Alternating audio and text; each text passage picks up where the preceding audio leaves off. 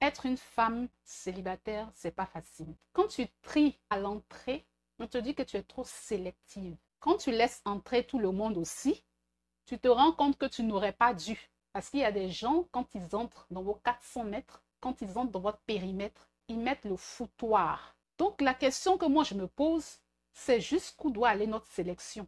À quel moment on décide de parler avec tel homme, d'accorder du crédit à tel autre et de ne pas s'ouvrir à tel autre? Est-ce que parce qu'on est célibataire, on doit être ouverte à toutes les opportunités sans restriction et accepter d'intégrer dans notre cercle des personnes qui ne répondent même pas à nos critères, à nos valeurs morales, à nos valeurs religieuses? Parce que la femme, selon ce que la société dit, a une date de péremption. Je vais vous dire ce que j'ai expérimenté avec certains hommes et un homme en particulier ici au Canada.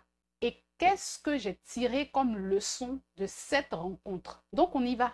Mon expérience sur la question, c'est parti.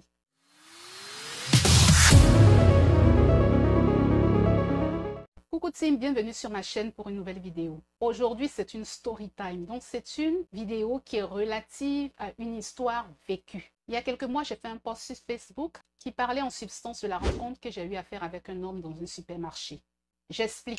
Je m'étais rendue dans un centre commercial, le Eaton Center de Toronto, pour tuer le temps parce que j'attendais des amis. On devait se rendre à un rendez-vous sur une île, mais j'étais en avance. Et donc, je me suis rendue dans le restaurant de ce centre commercial pour me prendre un café, pour m'acheter de la nourriture également à emporter, et j'ai commencé à lire un livre. On va dire quelques minutes après, 2 à 3 minutes, un homme est venu s'asseoir à une table à proximité de la mienne. Et j'ai senti le regard de cet homme-là peser sur moi. Quand quelqu'un vous regarde, vous savez, vous sentez que, voilà, il y a quelqu'un qui vous observe.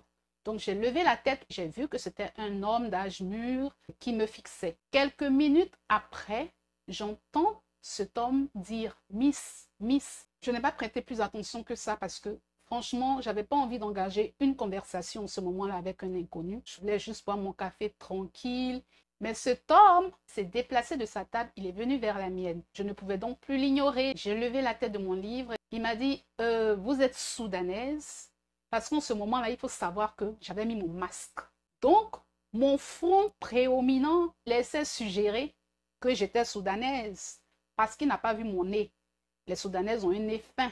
Je lui ai dit non, je ne viens pas du Soudan. Je viens de l'Afrique de l'Ouest, de la Côte d'Ivoire. Le monsieur me dit, moi, je viens du Soudan. Et dans la seconde, le monsieur me dit, je peux avoir votre numéro. Je lui ai dit non, malheureusement, ce ne sera pas possible. Il a dit ok et il est retourné s'asseoir à sa table. Cette histoire, je l'ai racontée sur Facebook avec les détails. Les commentaires sous mon post m'ont trop fait marrer. Certains ont dit que je ne m'ouvre pas aux opportunités, que je suis fermée, que je suis trop dure. Donc, en substance, les commentaires sous mon post, c'était ça. Prise, t'es trop dure. Prise, ouvre-toi un peu. Prise, mais pourquoi t'as pas donné ton numéro au gars? Mais Prise, pourquoi t'es aussi fermée? Je leur ai dit, je donne mon numéro à qui je veux, quand je veux, comme je veux. Je ne donne pas mon numéro aux étrangers, surtout au Canada. Je m'explique.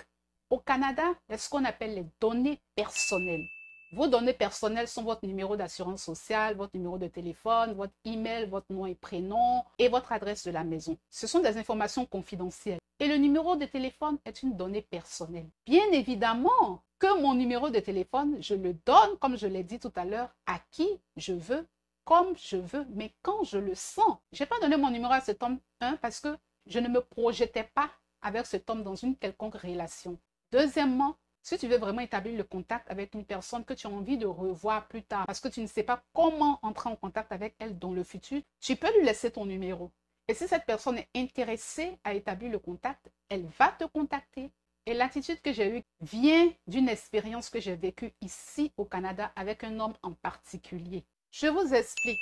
Je suis arrivée au Canada en avril 2017. Quand je suis arrivée, je suis descendue dans la ville de Québec, qui est la capitale du Québec, la province. Là-bas, j'avais une amie qui vivait avec sa fille et donc je vivais avec elle en colocation. Et moi, je suis venue avec ma mentalité africaine, vraiment la femme qui est très ouverte, qui veut rencontrer les gens de sa communauté, qui est très, voilà, sociable et tout. 1 à 2 semaines après mon arrivée, je me rends dans un dépanneur qui est en réalité une supérette pour acheter de la viande et des épices. Et quand je rentre dans cette supérette, je rencontre un frère africain. Je suis contente de voir qu'il y a un subsaharien ou bien qu'il y a un Africain dans la supérette. Je me retrouve un peu. Cet homme finit de faire ses achats avant moi. Moi également, je finis mes achats, je passe à la caisse, je paie, je sors. J'avais pas de voiture en ce moment, donc je me rends à l'arrêt de bus qui est à proximité de la supérette. Et il se trouve que le monsieur là est assis à cet arrêt de bus. Il attend lui aussi. Donc je le retrouve à l'arrêt. Quand moi j'arrive, je le salue bien évidemment et je lui demande: est-ce que vous êtes africain? Il me dit oui. Il me dit le nom de son pays que je vais taire ici pour ne pas qu'on catalogue tous les hommes de ce pays-là. Et donc on engage une conversation. Moi je lui explique que je suis là il n'y a que 2 semaines et que je prends mes marques. Je vis avec une amie. Je ne suis pas sûre de rester à Québec. Pour le moment, je m'acclimate, vu que c'est la fin de l'hiver et tout. Lui aussi m'explique qu'il est là, il y a quelques mois. Il est venu avec le statut de réfugié et que ce n'est pas très facile, évidemment, parce que déjà, il y a la solitude.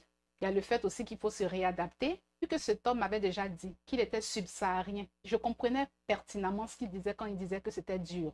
Les hommes de l'Afrique subsaharienne, cuisine, ménage, tout ça, c'est dévolu à la femme. Donc un homme, quand il vient seul comme ça dans un pays occidental, en Amérique du Nord, avec le froid et tout, j'imagine que ça ne doit pas être facile. Donc je compatis. Je lui demande: mais pourquoi est-ce que tu ne ferais pas venir une femme de chez toi?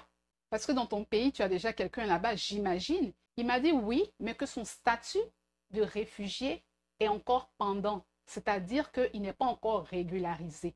Donc, il ne peut pas faire venir de femme pour le moment. Il est obligé donc de faire comme il peut pour survivre jusqu'à ce qu'il ait tous ses documents officiels, qu'il puisse retourner dans son pays, épouser sa femme et la faire venir. Il m'a donc expliqué que c'est dans son plan de vie d'aller au pays, d'aller se marier et de faire venir sa conjointe. Ainsi arriva le bus. Dans le bus, le monsieur me demande mon numéro de téléphone. Vu qu'il a rencontré une sœur, je ne trouve pas d'inconvénient.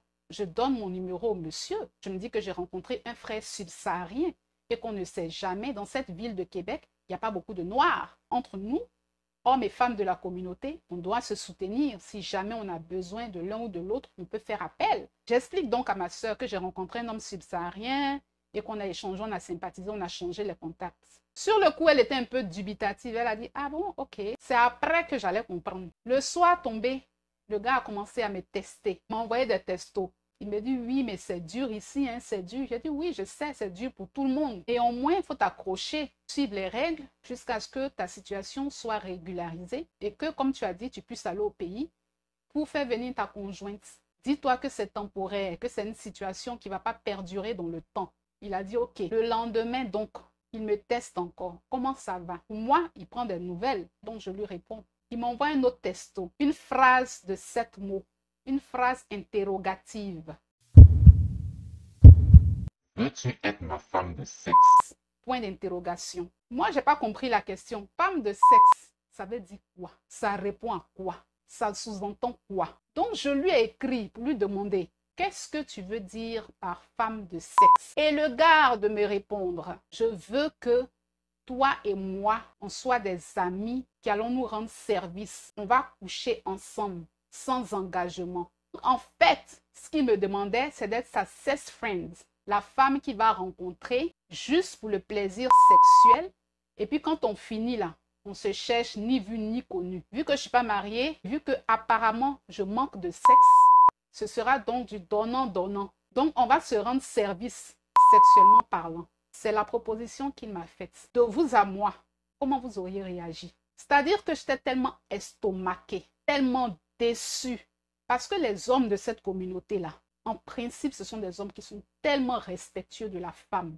Les hommes originaires de ce pays-là, ils valorisent tellement leurs femmes que je n'aurais jamais pensé qu'un frère originaire de ce pays de l'Afrique de l'Ouest serait venu à des milliers de kilomètres de son pays pour demander à une autre sœur de l'Afrique de l'Ouest d'être sa sex friend. Ça, je n'aurais jamais pu l'imaginer. Dans notre conversation qu'on a eue, est-ce que je t'ai expliqué que j'étais en manque de sexe? Est-ce que je t'ai expliqué que j'étais en manque d'affection? Que je cherchais un homme à tout prix pour me satisfaire? Quelle est la partie de la conversation que lui et moi on a eue dans laquelle je lui ai exprimé un quelconque désir physique? Cet homme m'a vu comme un morceau de viande. Quand j'ai compris le type d'homme auquel j'avais affaire, quand j'ai compris la moralité douteuse et exécrable de ce frère de mon continent, j'ai dit vraiment, l'Occident nous fait perdre nos valeurs. L'Occident dégrade l'homme africain. L'Occident abrutit l'homme africain. On peut faire ça. On peut devenir un pervers sexuel juste parce qu'on n'est plus dans son pays d'origine. Quand il m'a dit ça, ma réponse, vous me connaissez? Je lui ai dit, supprime mon numéro de ton répertoire. Tu ne m'écris plus jamais.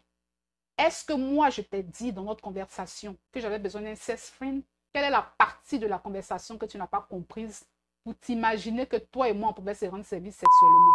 Pour qui tu m'as prise? Il vient maintenant, pas pour s'excuser, hein, mais pour insister, pour me dire, tu viens d'arriver. Le Canada est dur, hein? C'est un pays dur. Quand l'hiver va commencer là, c'est là que tu vas comprendre que ici, là, on a besoin de se réchauffer. Ce que tu ne peux pas dire à personne dans ton pays, c'est à moi, tu vas venir dire ça. Et insister dans la bêtise, persister dans la bêtise, alors que je t'ai dit non, alors que je t'ai dit tu arrêtes, je vais les bloquer. Dardard, sans crier gare. Oui, quand ma soeur est rentrée le soir du travail, je lui ai expliqué la situation. Elle m'a dit, fais très attention. Ne donne pas ton numéro comme ça aux gens. Fais attention. Parce qu'avec le numéro de téléphone, même, on peut faire beaucoup de choses. Tu peux même recevoir des appels que tu n'as pas envie de recevoir. Les scammers, les escrocs, ils peuvent utiliser ce numéro-là, se faire passer pour l'Agence du Revenu Canada pour vous escroquer. Je vais parler de ça dans une autre vidéo. Donc, le numéro de téléphone, il ne se distribue pas à tout va. J'ai appris la leçon. J'ai compris que ici, quand les gens arrivent, tout ce qu'ils veulent des femmes, pour certains Africains, du moins, je ne vais pas généraliser, c'est juste du sexe. Quand j'expliquais sur ma publication que je ne donne mon numéro que aux personnes que je rencontre dans certaines situations bien précises, par exemple du networking, à des professionnels du recrutement, à mes amis de classe, à mes frères et sœurs de l'église, à mes collègues, il y a des gens qui ont été choqués. Ils disent que moi, je dois donner mon numéro à tout le monde. Pourquoi?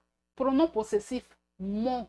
Je donne à qui je veux. Et c'est mon droit le plus absolu de donner ou de ne pas donner mon numéro. Je répète ça ici.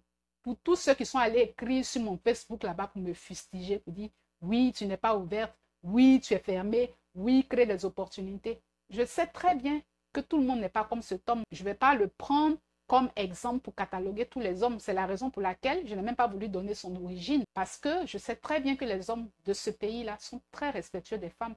Du moins pour ce que je sais, quand ils sont en Afrique. Donc, je ne vais pas généraliser. Mais cette expérience m'a fait comprendre qu'il faut faire le tri à l'entrée. Voilà. Il faut faire le tri à l'entrée. C'est-à-dire que tu as le libre arbitre. Tu as le choix. Si tu veux, tu donnes. Si tu veux, tu ne donnes pas. Même Dieu même dit, j'ai mis devant vous la vie et la mort. Choisissez la vie. Si Dieu nous donne le libre arbitre, vous êtes qui, vous, pour me dire de donner mon numéro à tout le monde? Vous êtes qui, vous, pour m'imposer vous, votre façon de voir la vie? Donc, laissez-nous, nous les femmes ou les hommes célibataires, décider pour nous-mêmes ce qui est bon. Ok? Vous voulez certes, vous, nos proches, qu'on se mette en couple. Mais vous ne voulez pas qu'on se mette en couple à tout prix. Parce que si on se met en couple à tout prix, là, c'est dans vos oreilles qu'on va le pleurer tous les jours. C'est dans vos oreilles qu'on va le murmurer, qu'on va le soupirer tous les jours. Vous ne voulez pas ça. Vous voulez qu'on soit dans une relation épanouie. Donc, permettez-nous de choisir des gens aussi qui matchent avec nous. Voilà, permettez-nous aussi d'accepter dans notre cercle, dans nos 400 mètres, des gens qui ont nos valeurs, qui répondent à nos standards. Ok?